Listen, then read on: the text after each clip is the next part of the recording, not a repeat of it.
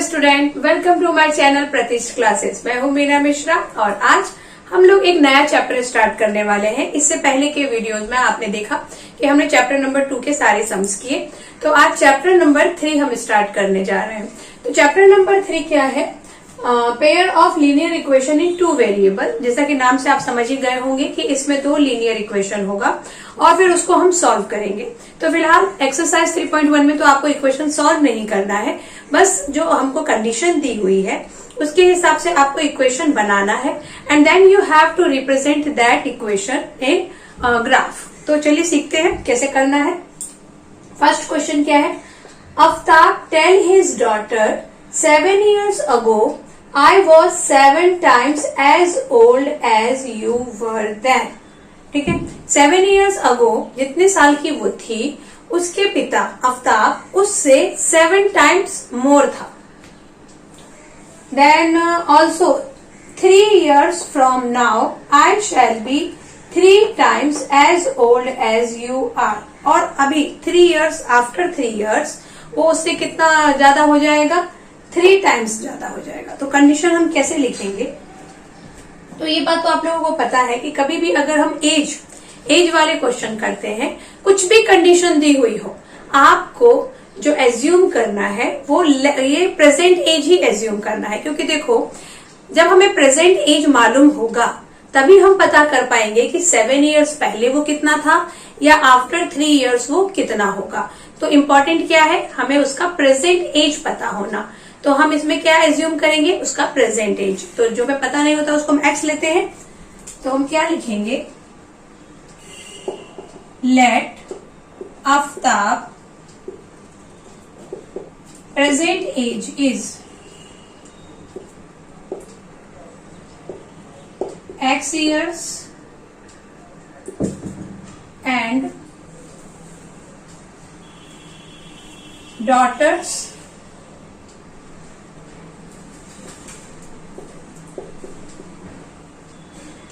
present age is y years।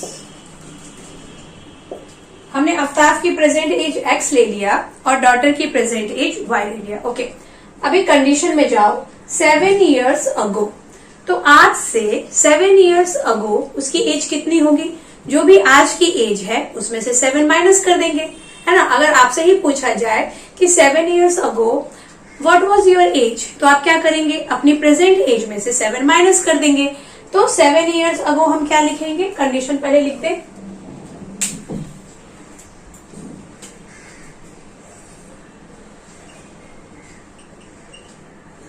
Seven years ago क्या हुआ? Aftab as was कितना? x minus 7 years, x minus 7 years and daughters as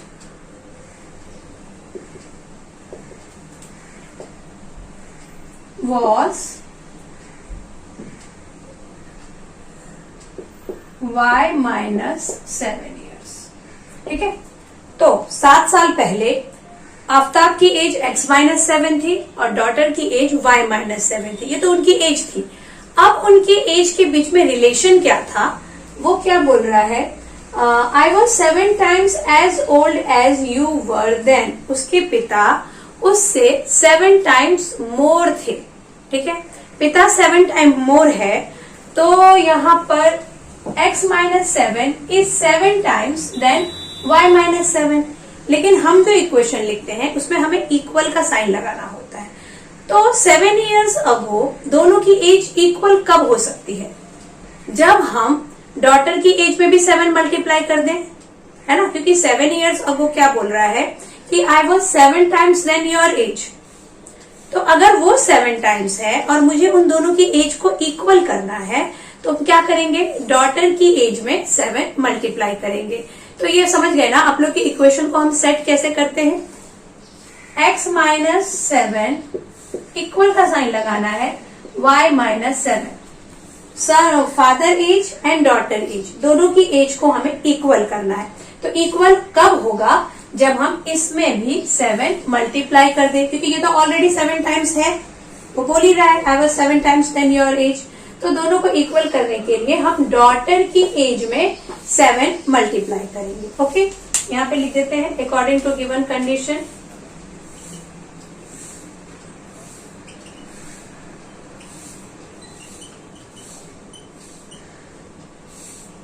according to given condition. अब इसको solve करिए तो ये क्या होगा, x minus 7 is equal to 7y minus 49, then x minus 7 सबको इधर ले आओ तो ये हो गया 7y, this will become plus 49 is equal to 0। तो x minus 7y plus 49 minus 7, 9 minus 7 is 2, तो it will become 42।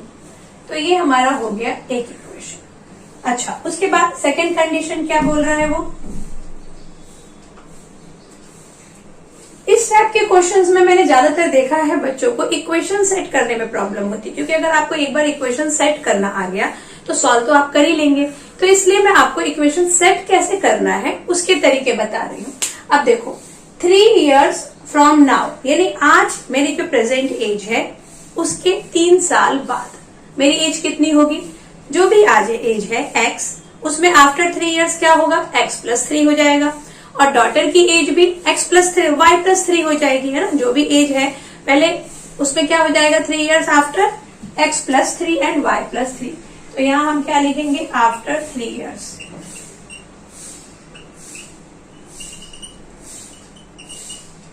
After 3 years Aftab as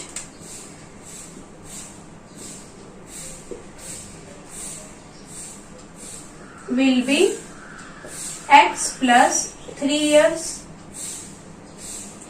and daughter's age will be y plus 3 years।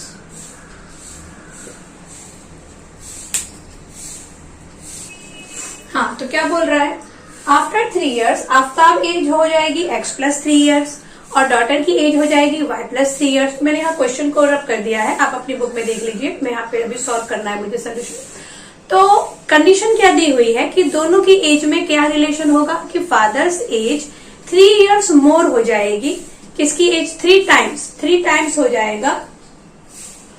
वो क्या बोल रहा है, I shall be 3 times as old as you will be, वो उससे 3 times ज्यादा हो जाएगा। तो 3 times ज्यादा हो गया, ठीक है। तो कैसे लिखेंगे देखो इसको, यहां हम लिख देंगे अगेन फादर की एज और फिर हम इक्वल का साइन लगा देंगे डॉटर्स एज, और हमें इन दोनों की एज को, इस बात को आप लोग जरा ध्यान दो क्योंकि इक्वेशन में यही नहीं समझ में आता रहता है जनरली कि वो जो 3 लिखा है उस 3 को हम यहाँ मल्टीप्लाई करें कि यहाँ मल्टीप्लाई करें, ये बहुत बड़ा कंफ्यूजन होता है।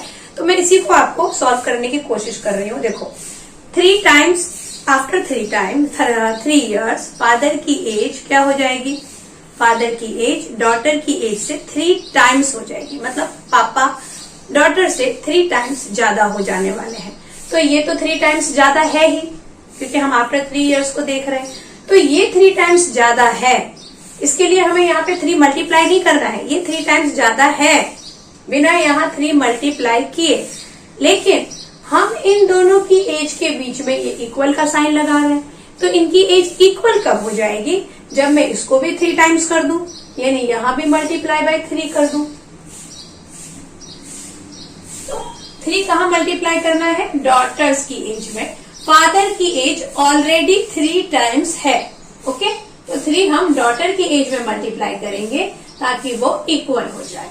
अब इसको सॉल्व करेंगे तो x plus 3 is equal to 3y plus 3 3 9, x plus 3 इधर आ जाएगा minus 3y minus 9 is equal to 0, x minus 3y minus 6 is equal to 0, 9 minus 3 is 6। This one is our second equation. अब हमें क्या करना है, तो ये इक्वेशन तो हमने निकाल लिया, इसे अभी सॉल्व नहीं करना है आपके इस क्वेश्चन में, इसे हमें ग्राफ पे रिप्रेजेंट करना है। तो ग्राफ पे रिप्रेजेंट हम कैसे करते हैं, इक्वेशन लिखा, x की वैल्यू डाली, y की वैल्यू आया और फिर ग्राफ बना। तो पहले चलिए x और y की वैल्यू निकालते हैं।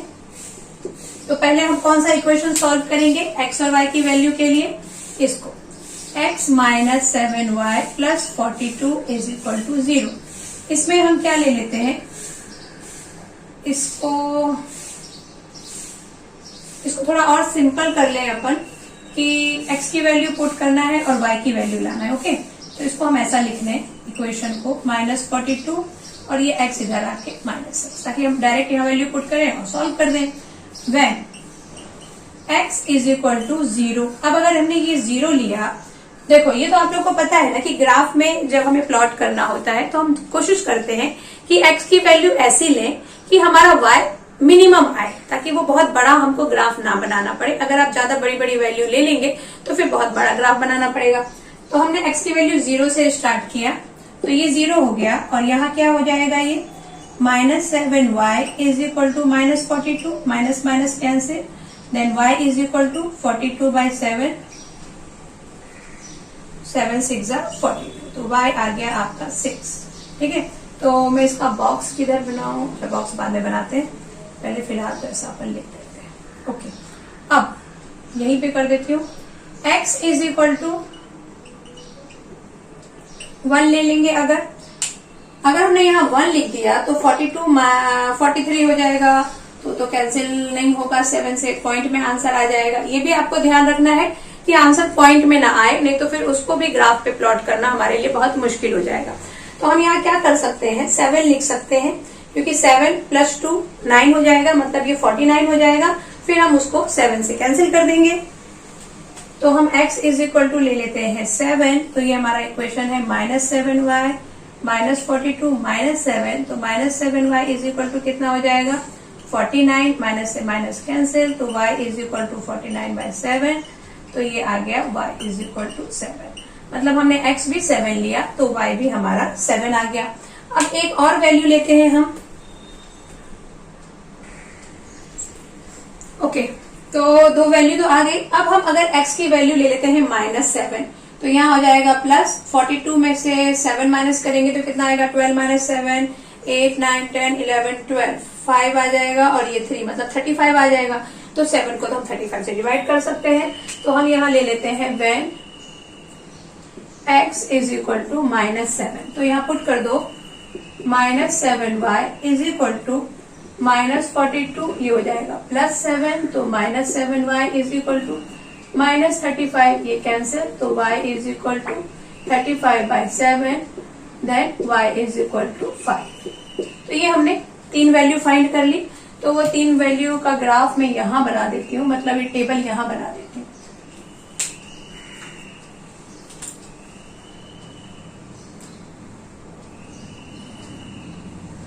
ये x y, x कितना लिया था हमने फर्स्ट टाइम, x इज 0, तो y कितना आ गया था हमारा, y आ गया था 6, और जब हमने x 7 लिया we got y 7, and then when we put x -7, तो y आ गया हमारा 5। ठीक है, तो ये एक इक्वेशन का आ गया। और ये कौन से इक्वेशन का आया है, ये हमारा आया है x -7y + 42 का, x -7y + 42 is equal to 0, उसका ये ग्राफ आया है। उसके बाद सेकेंड इक्वेशन क्या है, x -3y -6 is equal to 0। इसको भी थोड़ा हम और इजी कर लेते हैं, क्योंकि x की वैल्यू पुट करना है और y की वैल्यू आएगी। तो आप इसको क्या लिख सकते हैं, -3y इज इक्वल टू ये 6, और ये x भी इधर आ जाएगा, है ना। ठीक है ना, ये -6 इधर आके +6, और ये +x इधर आके -x। अब इसमें हम वैल्यू पुट करेंगे, तो हम क्या ले लें, when x is equal to ले लें 3, क्योंकि 6 - 3 3 आ जाएगा। तो यहाँ पे -3y 6 - 3, तो y is equal to 6 - 3 is 3, और ये -3, तो माइनस तो डिनोमिनेटर में होता नहीं, तो y इज इक्वल टू आ जाएगा -1। इसका भी बॉक्स में यही बना देती हूँ।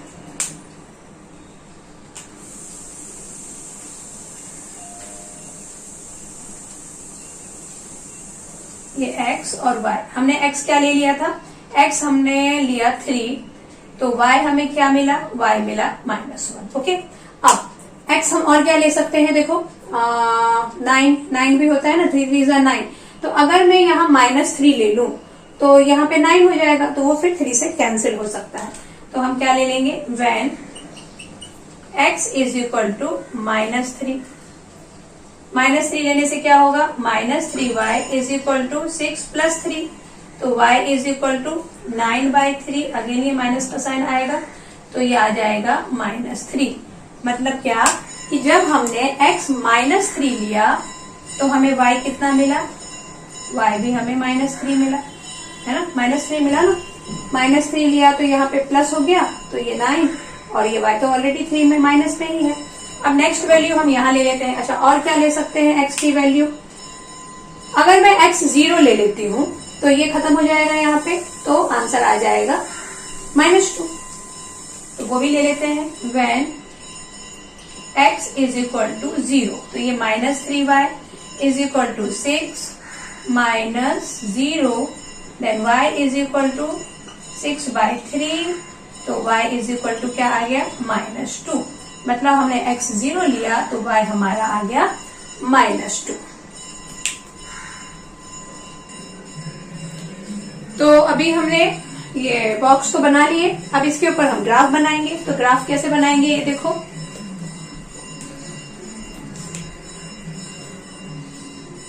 तो हम ग्राफ प्लॉट करेंगे। अच्छा, एक मिनट, ये थोड़ा सेंटर में करना चाहिए।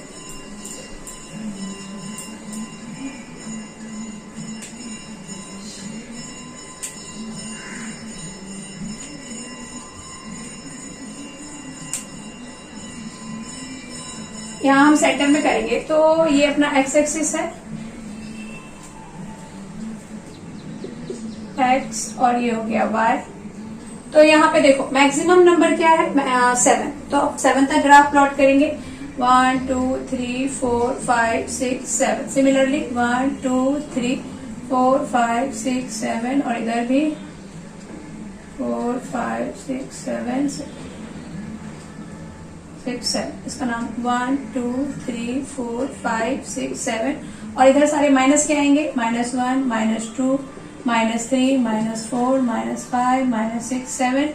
अगेन यहाँ प्लस के नंबर आएंगे 1 2 3 4 5 6 7, और यहाँ माइनस का आ गया -1 -2 3 4 5 6 और 7। ठीक है, अब हम अपना वैल्यू यहाँ पुट करते हैं। तो पहले इस इक्वेशन का देखते हैं।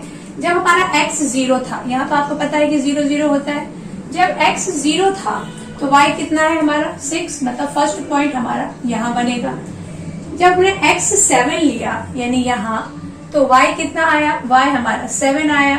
7 मतलब कुछ इधर आना चाहिए, ये 7 यहाँ से ऐसे, और ये y 7 यहाँ से कुछ ऐसे। तो हमारा नेक्स्ट पॉइंट कहाँ आएगा, यहाँ आ जाएगा। उसके बाद जब हम x -7 ले रहे हैं, मतलब ये, तो y आ रहा है हमारा 5, यानी कि अगर आप इसको सीधा सीधा बनाएंगे तो कुछ यहाँ पे आपका पॉइंट आएगा ऐसा। x 7 लिया तो y 5 आया। तो जब आप इसको ड्रॉ करेंगे ना, तो ये तीन लाइन है वो बिल्कुल स्ट्रेट लाइन बनेगी ऐसे। आप इसको स्केल से ड्रॉ करेंगे तो ये आपका ग्राफ बुक में एक जैसा ही आएगा। उसके बाद जब हम x लेते हैं 3, x 3 लिया मतलब इधर, तो y कितना आ गया आपका -1, मतलब हमारा जो ग्राफ पॉइंट बनने वाला है वो यहाँ बनेगा। जब हम x लेंगे -3 यानी ये, तो y भी, अच्छा -3 मतलब ये, और y भी हमारा -3 आएगा, मतलब हमारा ग्राफ कुछ यहाँ बनेगा, प्लॉट होगा। और जब हम x 0 लेते हैं तो y आता है -2, मतलब ये पॉइंट यहाँ आएगा। तो इस पॉइंट को जब भी आप लाइन ड्रॉ करेंगे तो ये लाइन कुछ ऐसे जाएगी। तो इस तरह से ये लाइन जाने वाली है। इसको अभी मैं मिटा के वापस नहीं बनाऊंगी, आप ग्राफ बुक में बनाएंगे तो प्रॉपर बन जाएगा, और कुछ इसी टाइप की लाइन आपकी बनने वाली है। ओके देन, आपको समझ में आ ही गया होगा कि सम्स को कैसे करना है, और इसके आगे के जो 2 सम और बाकी हैं, और फिर आगे के और एक्सरसाइज वो हम लोग नेक्स्ट लेक्चर में करेंगे। इस लेक्चर में बस इतना ही। चैनल को सब्सक्राइब और लाइक करने के लिए थैंक यू वेरी मच। लेकिन अगर आपने सब्सक्राइब नहीं किया है तो प्लीज चैनल को सब्सक्राइब और शेयर जरूर करिए। मिलते हैं अगले लेक्चर में। Bye, thanks for watching.